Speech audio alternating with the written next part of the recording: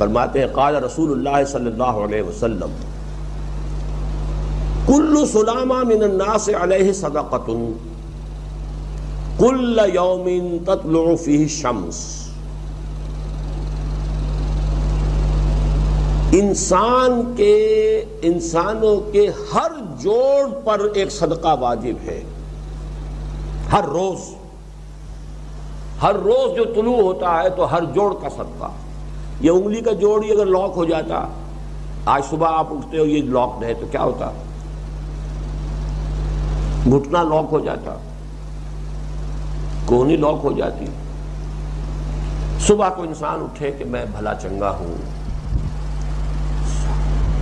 کل یوم تطلع فیہ الشمس، ہر دن جس میں کہ سورج جو ہے طلوع ہوتا ہے اس میں ہر جوڑ پر ایک صدقہ واجب ہے.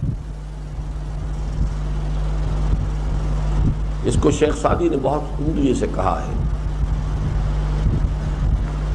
ہر سانس جب انسان کے اندر جاتا ہے موجب تقویت ہوتا ہے. آکسیجن گئی، قوت ملی، اسی کو برن کریں گے انرجی ملے گی. سانس باہر نکلتا ہے، یہ صفائی کا ذریعہ بنتا ہے. کاربن ڈائی آکسائڈ اور بہت سی چیزیں نکل گئی. بس بر ہر نفس 2 شکر واجب. بس ہر سانس پر 2 مرتبہ شکر کرنا چاہیے. ہر سانس اندر گیا موجب تقویت، باہر بنا موجب تنقیح. لہذا پس بر ہر نفس 2 شکر واجب. بس تقریباً اسی طرح کا یہ معاملہ ہے. لیکن اب یہ کیسے صدقے ہوں گے؟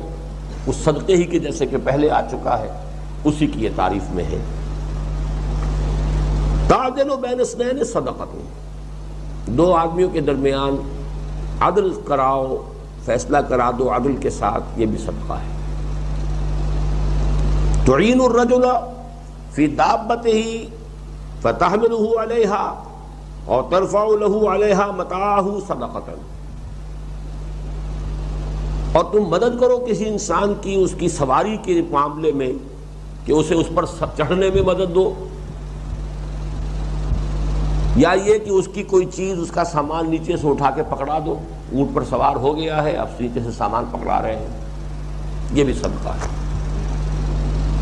والکلمۃ الطیبۃ صدقۃ، ہر پاک بات جو اپنی زبان سے نکالو گے وہ صدقہ ہے.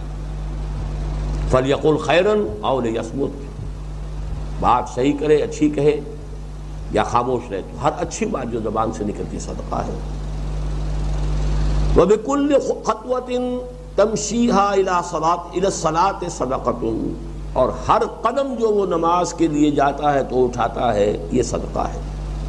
وتمیت العزا عن الطریق صدقۃ، اور راستے میں سے کوئی اذیت شے کو، اذیت بخش چیز کو دور کرتا ہے. کہیں روڑا پڑا ہوا ہے، کہیں کچھ اور ہے، کوئی ٹھوکر کھا جائے گا، تو ہو سکتا ہے کوئی اندھا گزرے، اس کے لیے کوئی مصیبت ہو جائے، اس کو اگر ہٹاتے ہوئے چلے گا، یہ بھی صدقہ.